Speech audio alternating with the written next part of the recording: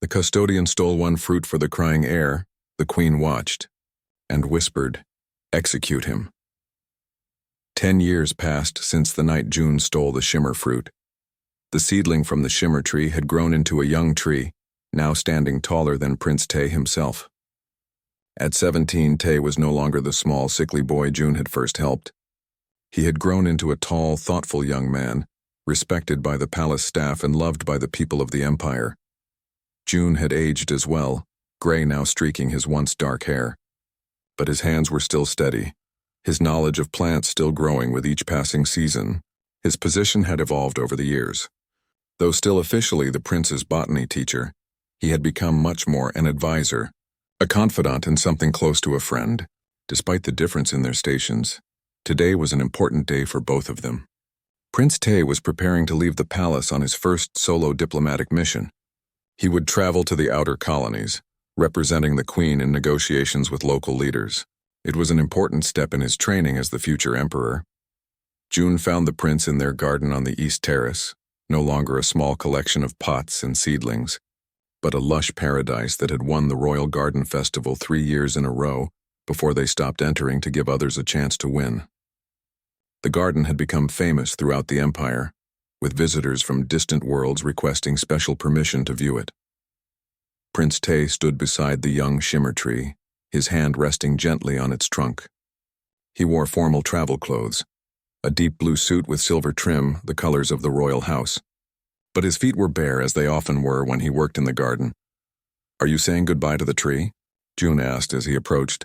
Tay turned with a smile. "Yes, silly, I know. It's not as if it can hear me." "I wouldn't be so sure," June replied. "Plants are more aware than most people realize. They may not hear words, but they sense care and attention." The prince nodded, taking this idea seriously as he always did when June shared his knowledge. "I'll miss our garden while I'm away. The diplomatic ship won't have anything like this." "Perhaps not," June agreed. "But you'll see new plants on the outer colonies, species I've only read about in books. Remember to take samples if the local authorities permit it." "I've already packed collection containers and preservation tools," Tay assured him. "And I'll take detailed notes, just as you taught me." June felt a surge of pride. The boy had learned well over the years, not just about plants, but about patience, observation, and the interconnectedness of all living things. These lessons would serve him well as a diplomat and eventually as emperor. "I have something for you," June said, reaching into his pocket. He pulled out a small wooden box polished to a soft shine. A going-away gift. Prince Tay took the box with a curious expression. "You didn't need to give me anything." "Open it," June urged. The prince lifted the lid carefully. Inside, nestled on a bed of soft fabric, lay a small object that glowed with a familiar blue light. A seed from the shimmer tree. "It's the first viable seed the young tree has produced," June explained. "I found it yesterday and prepared it for planting. If you keep it in the special growth medium I've included, it should remain viable until you return." Tay looked at the seed with wonder. "We can plant it together when I come back," he said. "Start another tree." "That was my thought," June agreed. "Perhaps someday there will be shimmer trees throughout the royal gardens. Not just one." The prince carefully closed the box and tucked it into an inside pocket of his jacket, close to his heart, just as June had carried the shimmer fruit 10 years ago. "Thank you," Tay said simply. "For this and for everything else." Before June could reply, Commander Ho appeared at the garden entrance. Though older now, with silver at his temples, the head of the royal guard still moved with the same precise efficiency. "Your Highness," he said with a bow, "the diplomatic ship is ready. Your mother awaits you in the main hall for a formal farewell." Prince Tay nodded. "I'll be there right away." He turned back to June. "Will you walk with me?" "Of course," June replied, though he was surprised by the request. The formal farewell would be attended by nobles and high officials, not a botany teacher who had once been a simple gardener. As they followed Commander Ho through the palace corridors, Tay spoke quietly to June. "Mother tells me that you were supposed to be executed," he said. June nearly missed a step in surprise. In 10 years, neither he nor the queen had ever told Prince Tay the full story of that night. He knew that June had brought him the shimmer fruit when he was sick, but not that it had been stolen. Not that the punishment should have been death. "When did she tell you this?" June asked carefully. "Last night," Tay replied. "She said it was time I knew the truth before I left on my first mission." She told me everything, how you stole the fruit, how she watched you on the security monitors, how she arranged for you to reach me. They walked in silence for a moment, the prince giving June time to absorb this revelation. Are you angry? June finally asked. That we kept this from you? Tay shook his head. No, I understand why. I was too young to keep such a secret. He looked sideways at June. But I'm not angry. How could I be? You risked your life to save mine. They had reached the main hall now. Through the large doors, June could see the gathered nobles and officials, all in formal attire. Queen Hana stood at the far end of the hall, regal as always in robes of state. Prince Tay paused before entering. Mother also told me why she spared you, he said. Not just because you saved me, but because she wanted me to learn from you. June nodded. She wanted you to learn about plants, he said, not mentioning the deeper lessons the queen had spoken of that day in the garden. Not just plants, Tay said with a small smile. Courage, compassion, doing what's right even when it's difficult. He placed a hand on June's shoulder, a gesture of respect between equals that would have been unthinkable when their relationship began. I hope I've learned those lessons well. Better than well, June assured him. You will make a fine diplomat on this mission, and a fine emperor someday. Commander Ho cleared his throat discreetly, reminding them of the waiting audience. I should go, Tay said. Mother dislikes delays, especially on formal occasions. June nodded. Good luck on your journey, Your Highness. I'll care for the garden until you return. I know you will, Tay replied. Then with a final smile, he straightened his shoulders and walked through the doors into the main hall, where he was greeted by polite applause from the assembled dignitaries. June remained outside, watching through the doorway as Prince Tay approached his mother. The queen's face softened as her son bowed before her. She spoke words June couldn't hear, then placed a formal medallion around Tay's neck, the symbol of his authority as royal representative. As the ceremony continued, June felt a presence beside him. Director Song, now the Queen's Chief of Staff, had joined him in the doorway. You're not going in? She asked quietly. June shook his head. That's not my place. I'll say a proper goodbye when he boards the ship. Director Song gave him a considering look. After all these years, you still see yourself as just a gardener. I am a gardener, June said simply. That's what I know, what I'm good at. You're more than that, she replied. Much more. She gestured toward Prince Tay, who was now addressing the gathered officials with confident ease. You helped shape him into the person he is becoming. The Queen knows this. The Prince knows it too. Before June could respond, the ceremony concluded. The assembled nobles and officials formed an honor guard, creating a path from the Queen to the main doors. Prince Tay bowed once more to his mother, then walked between the rows of people, acknowledging them with nods and brief words. When he reached the doors, he stopped before June and Director Song. To the director, he gave a respectful nod. Then he turned to June. Walk with me to the landing pad, he said, not as a request, but as a statement of fact, as if it had already been arranged. June glanced uncertainly at Director Song, who smiled and stepped aside. I'll inform the Queen that you're escorting the prince, she said. Together, June and Prince Tay left the main hall and walked through the palace to the landing pad where the diplomatic ship waited. Guards and officials followed at a respectful distance, giving them a measure of privacy. I've been thinking about something, Tay said as they walked. When I return from this mission, I want to start a new project. What kind of project? June asked, interested as always in the prince's ideas. The royal gardens are beautiful, Tay said, but they're only for the palace and its residents. I want to create public gardens throughout the capital city, places where ordinary people can enjoy rare plants and learn about them, just as I have. June considered this idea. It would be a massive undertaking, he said. The cost, the planning, the ongoing maintenance, I know, Tay replied. That's why I want you to oversee it. No one understands gardens better than you do. June stopped walking, surprised by this suggestion. Me? But I'm just your botany teacher. I've never managed a project of that scale. You managed to save my life when everyone else failed, Tay said quietly. I think you can handle creating some public gardens. He smiled at June's stunned expression. Think about it while I'm away. We'll discuss the details when I return. 3 days passed as the medical ship HFY traveled through hyperspace. Mira's condition improved slowly. The infection in her wound was stubborn, but Taewan's medicine was working. She slept most of the time, her body using all its energy to heal. Lian rarely left her side. The young alien child sat quietly by his mother's bed, watching the human doctor's work.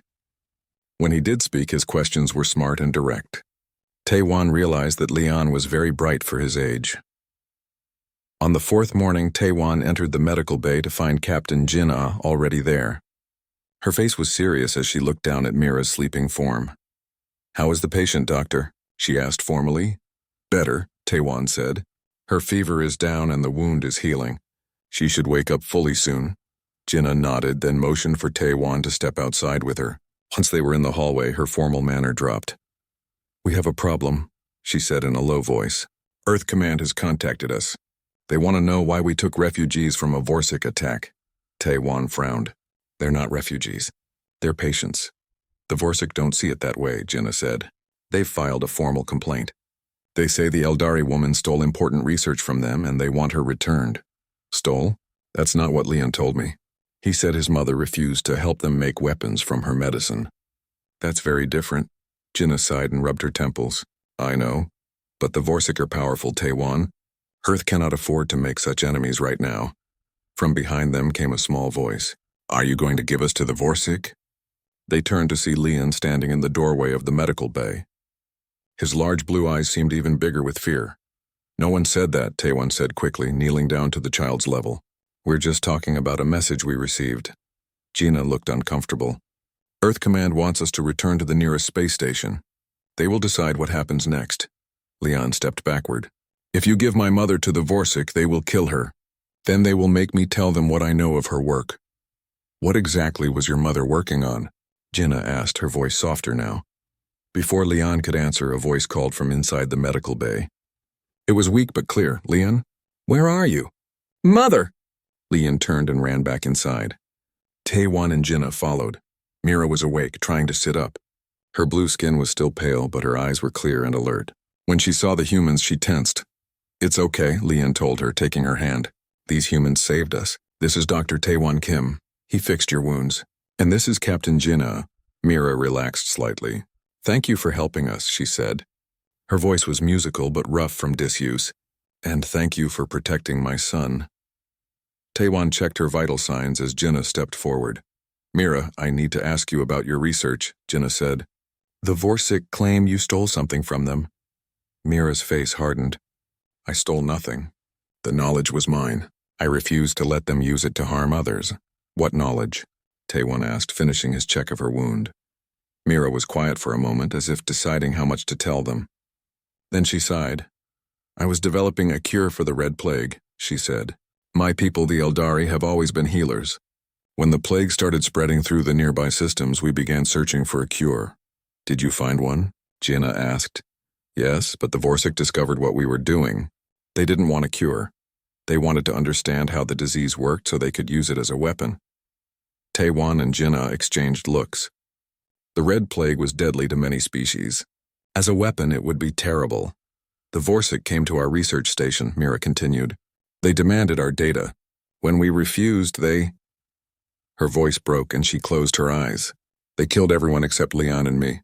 They thought I would talk if they threatened my son."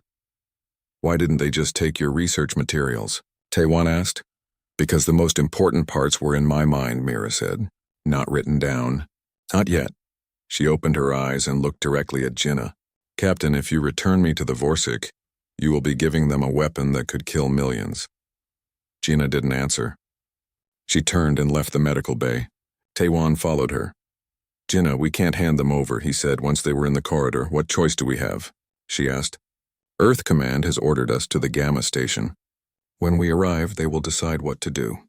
If they choose to keep Mira and Lian safe, the Vorsic might see it as an act of war. And if they give them to the Vorsic, millions could die from a weaponized plague," Taewan countered. Jin-Ah leaned against the wall and closed her eyes. "I know. There's no good choice here." At that moment, Hajun, the communications officer, hurried toward them. His usually calm face was excited. "Captain Doctor, you need to see this," he said. I've been analyzing the data we recovered from the Eldari research station. They followed Hajun to the ship's small communication center. Screens covered the walls showing charts and data streams. Most of the files were damaged, Hajun explained, but I've managed to recover some research notes. The red plague that Mira was studying, it can affect humans. Taiwan felt cold. Are you sure? Hajun nodded. According to these notes, the plague has already evolved to infect 17 different species. Humans would be the 18th. Has it reached any human colonies yet? Gina asked. No, but it's only a matter of time. And if the Vorsic weaponize it... Hajun didn't finish the sentence. He didn't need to. Gina was quiet for a long moment. Then she straightened her shoulders. Set course for Gamma Station as ordered, she told Hajun. But keep working on those files. I want to know everything about this plague and Mira's research before we arrive. When Gina and Taiwan returned to the medical bay, they found Mira sitting up in bed with Leon beside her. She looked at their faces and seemed to understand something had changed. Your plague can infect humans, Gina said without preamble. Mira nodded slowly. Yes, not yet, but soon. That is why I was going to share my research with Earth next. Your people have medical skills my people lack. Together we might have created a cure that works for all species. The Vorsic knew this? Taiwan asked. Yes. That's why they attacked when they did. They didn't want a cure to exist. Mira's voice was sad. They believe that controlling who lives and who dies gives them power. Gina crossed her arms. We arrive at Gamma Station in 2 days. Earth Command will want to speak with you. Will they protect us? Mira asked. I don't know, Gina admitted. But I will tell them everything we've learned. After Gina left, Taiwan checked Mira's bandages. The wound was healing well now. Your captain fears the Vorsic, Mira said quietly. She fears war. Taiwan corrected. The Vorsic have more ships, more weapons than Earth does. But you have something they don't, Mira said. What's that? You have mercy, Mira smiled sadly. You stopped to help strangers. Your tools were kind, not cruel. That is a strength the Vorsic will never understand. Later that day, Taiwan found Leon in the ship's small dining area. The child was sitting alone looking at a data pad Hajun had given him. What are you reading? Taiwan asked, sitting down across from him. Human medicine, Leon said. It's different from ours. Better or worse? Leon thought for a moment. Different. You use more machines. We use more. I don't know the word. The body's own healing? Natural processes. Yes, that. Leon set down the data pad. Dr. Kim, will Earth give us to the Vorsic? Taiwan wanted to promise the child that they wouldn't, but he couldn't lie. I don't know, Leon, but I'll do everything I can to prevent it. Leon nodded, as if he'd expected this answer. The Vorsic are strong. Many fear them. Being feared isn't the same as being strong, Taiwan said. My mother says that too. Leon picked up the datapad again. If we must go back to the Vorsic, will you give my mother something to end her life quickly? She would rather die than help them make weapons. The question shocked Taiwan. This child asking for poison for his mother. It was wrong on so many levels. Yet he understood the terrible logic behind it. It won't come to that, Taiwan said firmly. We'll find another way. That evening, Gina called a meeting of the ship's senior crew. Besides Taiwan and Hajun, there was Ju Ri, the chief engineer, and Dong Hyuk, the security officer. They gathered in the ship's small conference room. We have a difficult situation, Gina began. Earth Command wants us to hand over the Eldari to representatives at Gamma Station. From there, she paused. From there, they will likely be given to the Vorsic. That's wrong, Ju Ri said immediately. We can't give them to people who will kill them. Dong Hyuk frowned. We can't risk war with the Vorsic either. Earth isn't ready for that kind of conflict. There's more, Hajun said. He activated a screen showing more of the recovered data. Mira's research isn't just about a cure. She was developing a way to make species immune to the plague and to similar diseases. If the Vorsic get this knowledge, they could make weapons that only kill their enemies, not themselves. The room was silent as they all considered this. So we're choosing between protecting 2 lives now, or possibly millions later, Gina said heavily. There must be another option, Taiwan said. What if we share Mira's research with Earth scientists before we reach Gamma Station? If the knowledge is already spread, the Vorsic have less reason to harm Mira and Leon. Gina thought about this. It could work, but we'd be disobeying direct orders. The Sailwa was 1 day from Gamma Station. Taewon sat in the ship's small lab, looking at blood samples through a microscope. Mira sat across from him, her blue fingers moving quickly over a data pad. "This sequence here," she said, pointing to a pattern on her screen. "This is what makes the plague change to attack different species." Taewon studied the complex molecular structure. "And your cure works by blocking this change?" "Yes, but it must be adjusted for each species' biology." Mira's face showed fatigue, but her eyes were bright with purpose. "I can show you how to modify it for humans."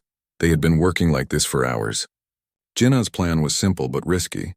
Record all of Mira's research and send it to trusted scientists on Earth before reaching Gamma Station. If Earth had the cure, they might be more willing to protect Mira and Lian from the Vorsik. The door slid open, and Jinnah entered with Hajun. The communications officer looked worried. "We have a problem," Hajun said. "I've been monitoring communications. A Vorsik ship will be at Gamma Station when we arrive." Taewon felt his stomach tighten. "They're not wasting any time." "There's more," Jinnah said. "Earth Command has sent new orders. We are to turn over the Eldari immediately upon arrival. No delays, no excuses." Mira's hand stilled on the data pad. "Then we are out of time." "Not yet," Taewon said. "How close are we to completing the research transfer?"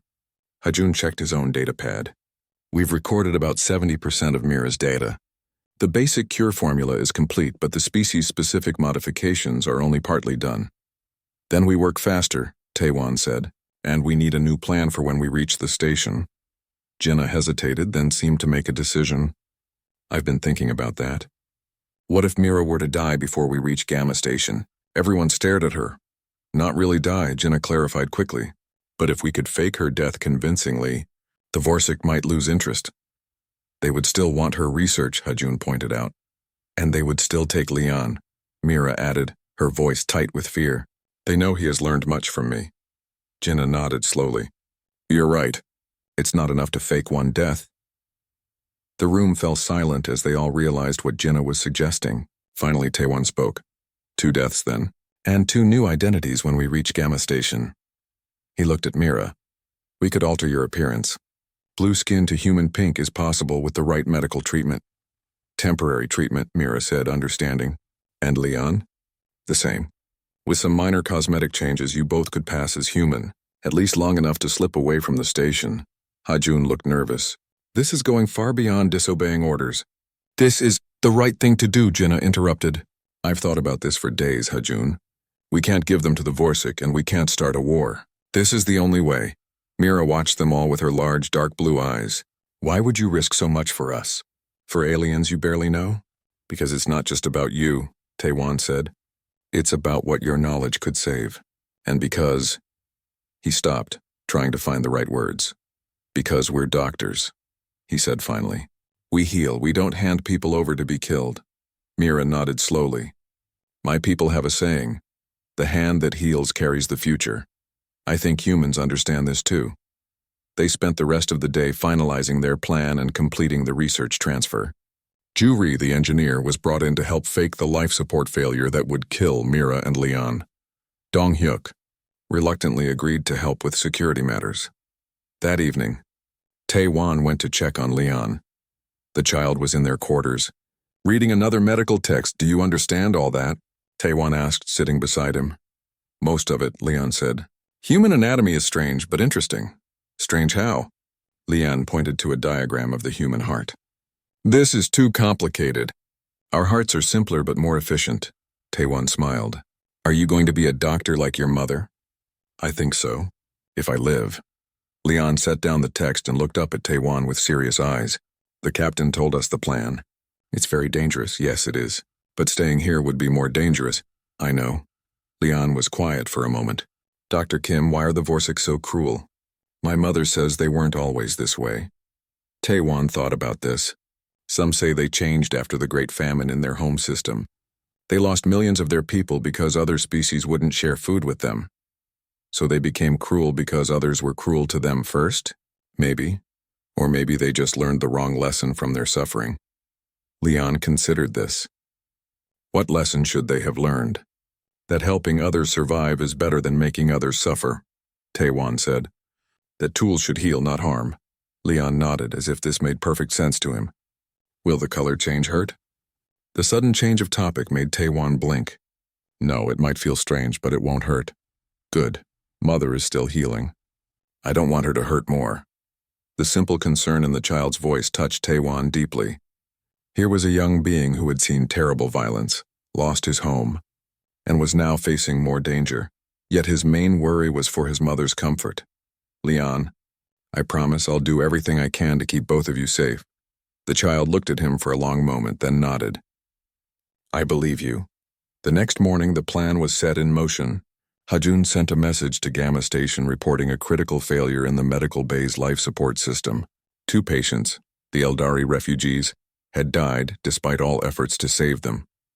At the same time, Juri carefully altered the ship's logs to show the failure and the deaths. Taewon prepared the medical treatments that would temporarily change Mira and Leon's skin color from blue to human pink. This will last about 7 days, he explained, as he administered the first treatment.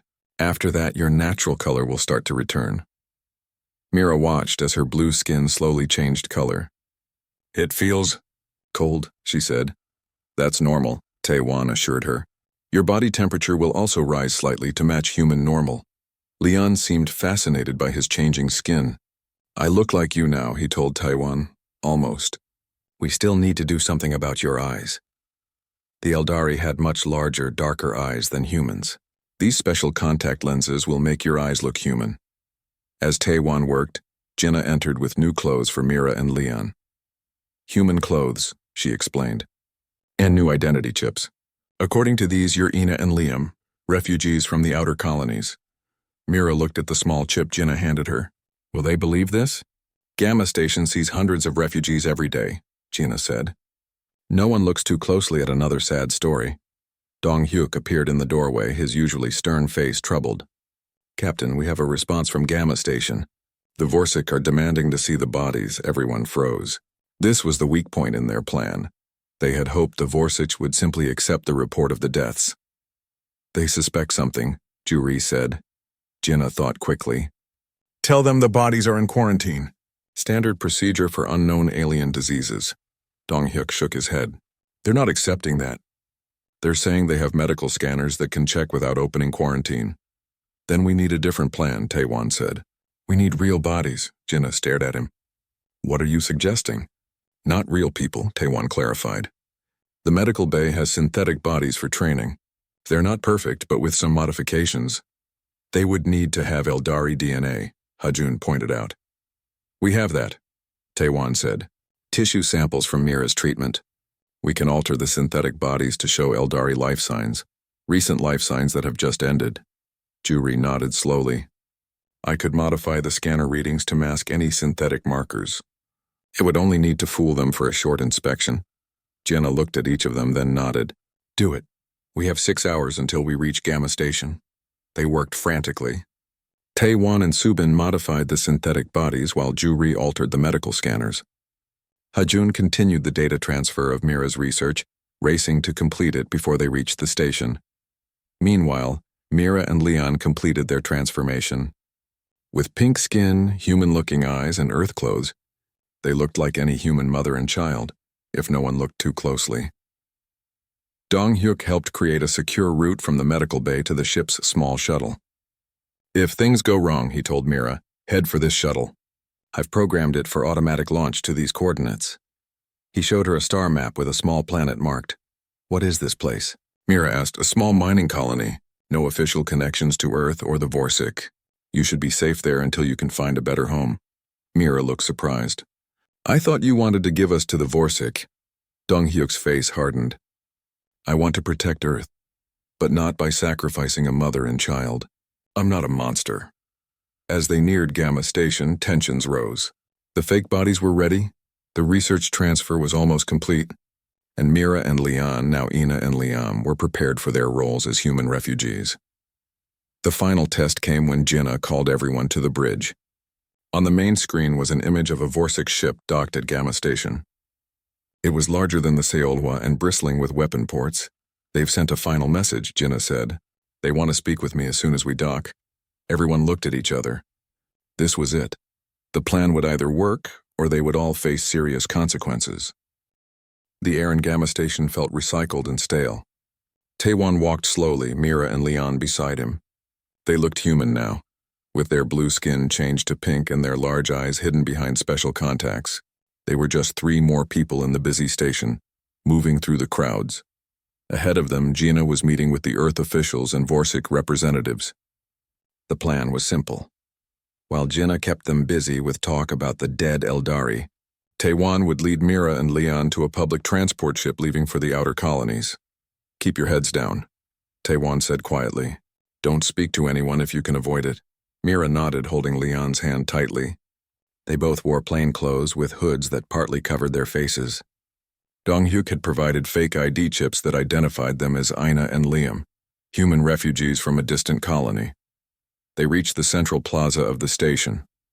It was crowded with people from many worlds, humans, Zentari, Bricks, and others Taewon couldn't name. Shops and food stalls lined the walls, and giant screens showed news and arrival times for ships. "The transport dock is on level 3, Taewon said, checking a station map on his datapad. "We need to take that lift over there." As they moved toward the lift, Taewon's comm unit vibrated. It was a message from Jinna. Vorsic not convinced, insisting on examining bodies themselves. "Delay your plan." Taewon's heart raced. This was the weak point in their plan. The fake bodies they had prepared might not fool a close Vorsic examination. "We need to change course," he told Mira. "The Vorsic are suspicious." Mira's face showed fear, but she nodded calmly. "What should we do?" Taewon thought quickly. "We need a place to hide until Jinna can deal with this. Somewhere busy where we won't stand out." "There," Leon said, pointing to a crowded eating area. "Many different species are there. We would blend in." Taewon nodded. "Good thinking." They found a small table in the back of the eating area. Taewon ordered food to make their presence look normal, then checked his comm unit again. "No new messages from Jinna. What happens if they discover the bodies are fake?" Mira asked in a low voice. "Jinna will warn us," Taewon said, trying to sound confident. "And we have a backup plan." He didn't mention that the backup plan, running for the small shuttle Dong-hyuk had prepared, would mean leaving Jinna and the others to face serious charges. Leon picked at his food, his eyes watching the crowds. "That man is looking at us," he said suddenly. Taewon followed his gaze. A tall human in a dark uniform was standing near the entrance to the eating area, scanning the crowd. He wore the insignia of Earth security. "Don't look at him," Taewon said quickly. "Just eat normally." The security officer moved slowly through the tables, stopping occasionally to speak to people. He was getting closer. Taewon's comm unit vibrated again. Jinna's message was brief. "Vorsic examining bodies now. Be ready to run." Taewon felt cold fear in his stomach. If the Vorsics discovered the deception, security would be alerted immediately. They needed to move. "We're leaving," he said quietly. "Stay casual, but follow me to the back exit." They stood and began walking toward the rear of the eating area. Taewon could see a service corridor that should lead to the lower levels of the station. Then his comm unit buzzed with an urgent alert. Jinna's message made his blood freeze. "Cover blown." "Vorsic, no. Run now." At the same moment, alarms began to sound throughout the station. The security officer turned sharply, looking directly at them. "There!" he shouted. "Stop them! Run!" Taewon grabbed Leon's hand and they sprinted for the service corridor. Behind them, people scattered as the security officer pushed through the crowd. They burst through the door into a narrow hallway used by station workers. Taewon led them left toward what he hoped was a route to the docking bay where Dong-hyuk's escape shuttle waited. "This way," he called, pulling Mira and Leon around a corner. The corridor split in 3 directions. "Which way?" Mira asked, breathing hard. Taewon checked his datapad map. "Right." They ran down the right corridor, the sound of pursuit growing behind them. The station alarms continued to wail. "There's a maintenance lift ahead," Taewon said as they ran. "It will take us to the lower docking bay."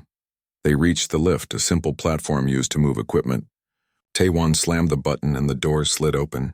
They rushed inside, and Taewon hit the control for the lowest level. As the doors started to close, the security officer appeared at the end of the corridor. He raised his weapon. "Stop or I'll fire."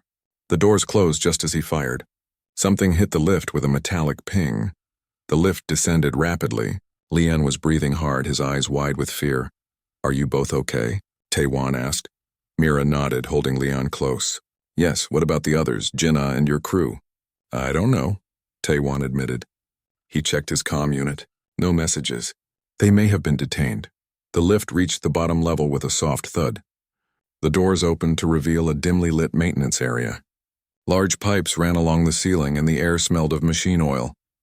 The emergency docking bay should be this way, Taewon said, checking the map again. They moved quickly but cautiously through the maintenance area. Taewon tried to contact Jinnah or Dong-hyuk, but his comm unit received no response. After several minutes of walking, they reached a sealed door marked Emergency Vehicles Only. Taewon entered the code Dong-hyuk had given him. Nothing happened. They've changed the codes, he said, trying not to sound as worried as he felt. Can you override it? Mira asked. Taewon shook his head. I'm a doctor, not an engineer. Leon stepped forward and examined the panel. This is like the doors on our research station, he said. Maybe. He reached up and touched the panel in a specific pattern. To Taewon's surprise, the door slid open. How did you do that? He asked. Leon shrugged. Many systems have emergency medical overrides. I just tried the standard Eldari pattern. Beyond the door was a small docking bay with 3 emergency shuttles. One was the shuttle Dong-hyuk had prepared for them, marked with a small blue symbol on its side. There it is, Taewon said. Let's go. They had only taken a few steps toward the shuttle when another door at the far end of the bay slid open.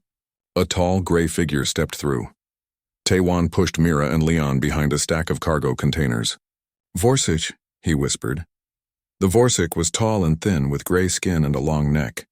It wore armor that gleamed dully in the low light, and it carried a long, curved blade.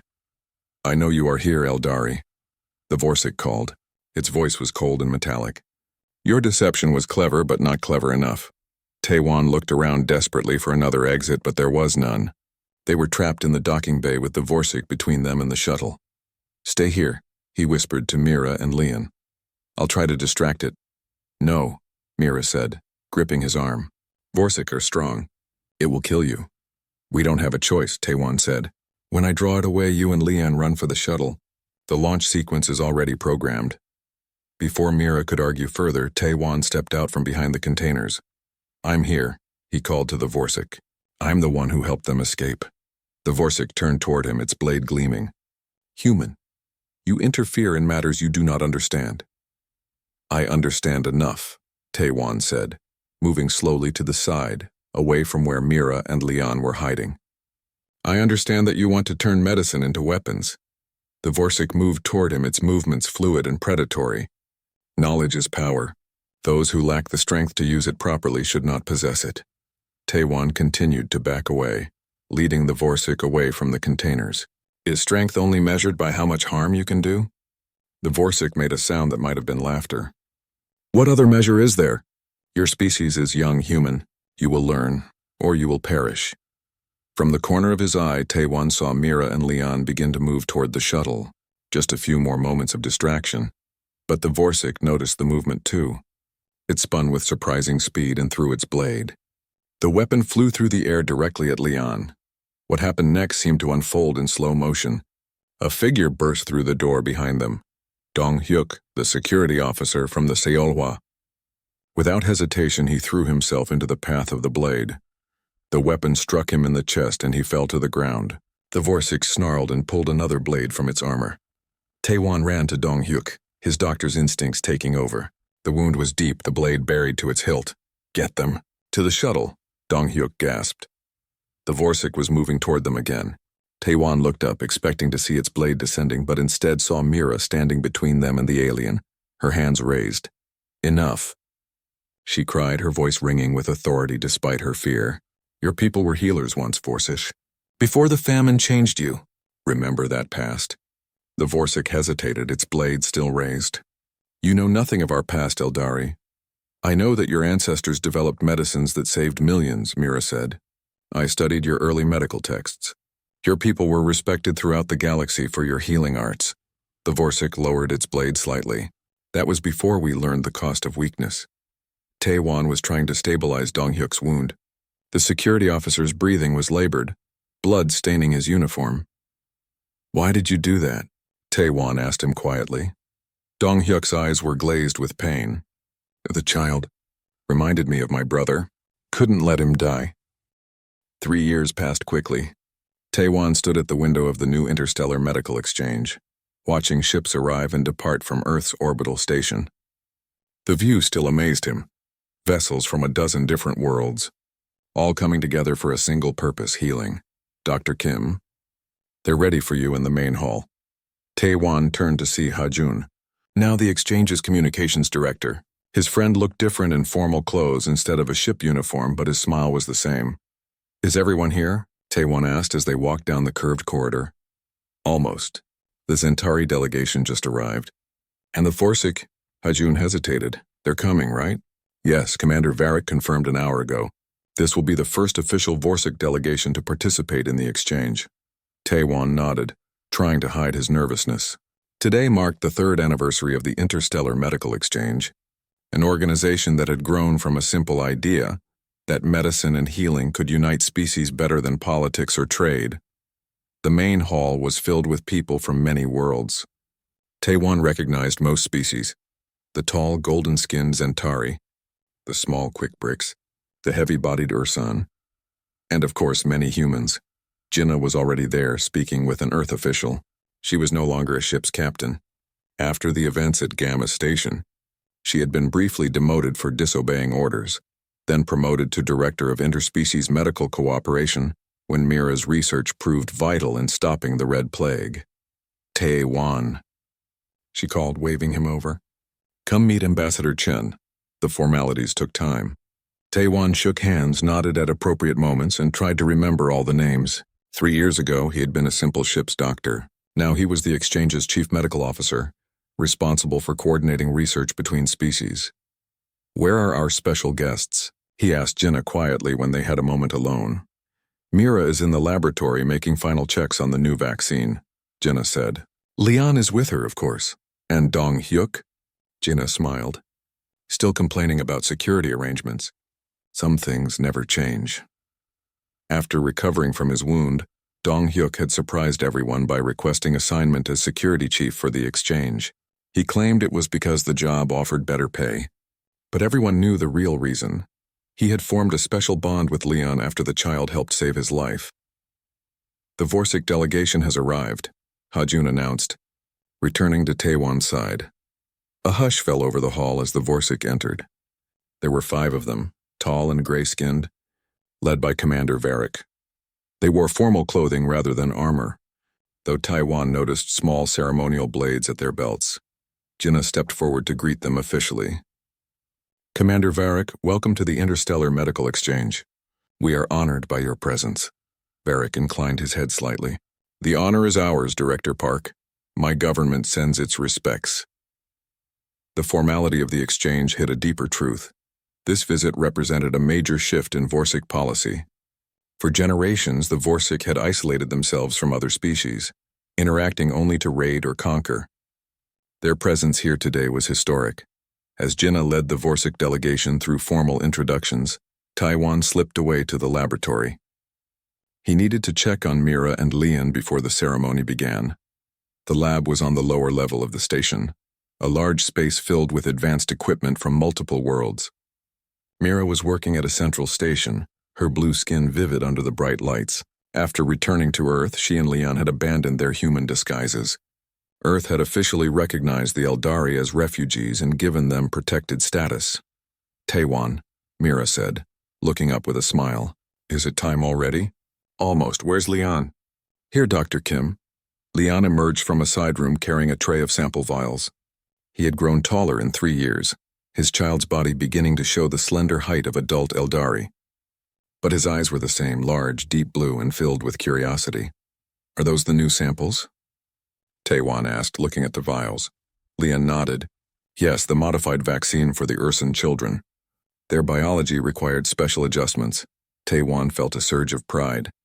At just 12 years old in human terms, Leon was already working as a junior researcher, his natural Eldari healing talents enhanced by formal medical training. The ceremony starts in 20 minutes, Taewon said. And I should warn you both, the Vorsic delegation is here. Mira's hand stilled on her work. Varric came himself? Yes, with 4 others. Mira was quiet for a moment. I've known this day would come, she said finally, but I still find myself uncertain. You don't have to speak with them, Taewon assured her. No, I should. We cannot build a future on avoidance. She turned to Leon. Are you ready to face them? Leon straightened his shoulders. Yes, Mother. I'm not afraid. But Taewon could see that he was, at least a little. The last time Leon had seen a Vorsik up close, it had thrown a blade at him, a blade that had nearly killed Dong-hyuk. Dong-hyuk will be there the whole time, Taewon said. He won't let anything happen to either of you. Leon smiled slightly. I know. He promised me a training session with the new medical scanner after the ceremony. They made their way back to the main hall, where more delegates had arrived. The ceremony would mark not just the exchange's anniversary, but the official release of a new universal vaccine, one that could be adapted for any known species to prevent the Red Plague. Jinnah called for attention as everyone took their seats. The hall quieted as she stepped onto the small stage at the front. Honored representatives, colleagues, friends, she began. 3 years ago, we faced a crisis that threatened all our worlds. The Red Plague was spreading with no cure in sight. Different species worked separately, guarding their research, competing instead of cooperating. She paused, looking around the room. Then one researcher made a choice, to share knowledge rather than hoard it, to heal rather than harm. That choice led to where we are today. Jinnah gestured to Mira, who was seated in the front row with Leon. Dr. Mira of the Eldari took the first step. But it took all of us, humans, Eldari, Zentari, Brix, Ursan, and yes, even Vorsik, to complete the journey. From his seat, Taewon could see Commander Varric's reaction. The Vorsik's face was hard to read, but he seemed to be listening intently. Jinnah continued explaining how the universal vaccine had been developed through cooperation between species. Then she introduced the key researchers, calling them to join her on stage. Mira was first, followed by scientists from other worlds. When all were assembled, Jinnah made the formal announcement. Today we release this vaccine to all worlds, without restriction or cost. Let it stand as proof that healing is our shared purpose, transcending old boundaries and conflicts. The hall erupted in applause. Even some of the Vorsik delegates joined in, though Commander Varric remained still, watching. After the ceremony, there was a reception. Taewon moved through the crowd, speaking briefly with colleagues. He noticed that most people gave the Vorsik delegation a wide berth, their old fears still strong. Then he saw something unexpected. Leon was approaching Commander Varric. Taewon moved quickly in that direction, worried about what might happen. Leon stopped in front of the Vorsik commander, his small blue form a sharp contrast to Varric's tall gray figure. Commander Varric, Leon said formally. I am Leon, son of Mira. Varric looked down at the young Eldari. I remember you, child. You were smaller then. Yes, I was afraid then too. Varric seemed surprised by this honesty. And now? Now I am still afraid, Leon admitted. But I want to understand. Understand what? Why your people chose blades over healing. My mother says you were not always warriors. Taewon reached them just as Varric was considering his response. The commander noticed him but focused on Leon's question. Your mother is correct, Varric said finally. Long ago my people were known for medicine, not warfare. What changed? Leon asked. Varric was silent for a long moment. Then he touched the ceremonial blade at his belt. Hunger changed us, he said. A great famine struck our world. We asked other species for help, but none came. Millions of our people died. We learned that in this galaxy, the weak perish while the strong survive. So you chose to be strong through fear, Leon said. Varric's eyes narrowed. Yes, and it kept our people alive. But at what cost? The new voice belonged to Mira, who had joined them quietly. Your people lived but lost what made them special, their healing knowledge. Varric turned to her. Dr. Mira, we meet again under better circumstances. Yes, and yet some things remain the same, Mira said. You still wear a blade. As do many here, Varric pointed out. Even your human friends have weapons, though they hide them better. For protection, not conquest, Taewon said. Varric made a sound that might have been laughter. The difference is often merely in what story we tell ourselves, human. Before Taewon could respond, a commotion broke out across the room. A Vorsik officer from Varric's delegation had collapsed. Gray skin turning a sickly white Taiwan rushed over, medical instincts taking control. The fallen Vorsic was young, probably on his first diplomatic mission. His breathing was rapid and shallow. What happened? Taiwan asked the nearest person, a startled Zentari delegate. Nothing. He was just standing there, then grabbed his chest and fell. Taiwan checked the Vorsic's pulse, too fast. His skin was burning hot. Get my medical kit from the lab, he ordered a nearby assistant.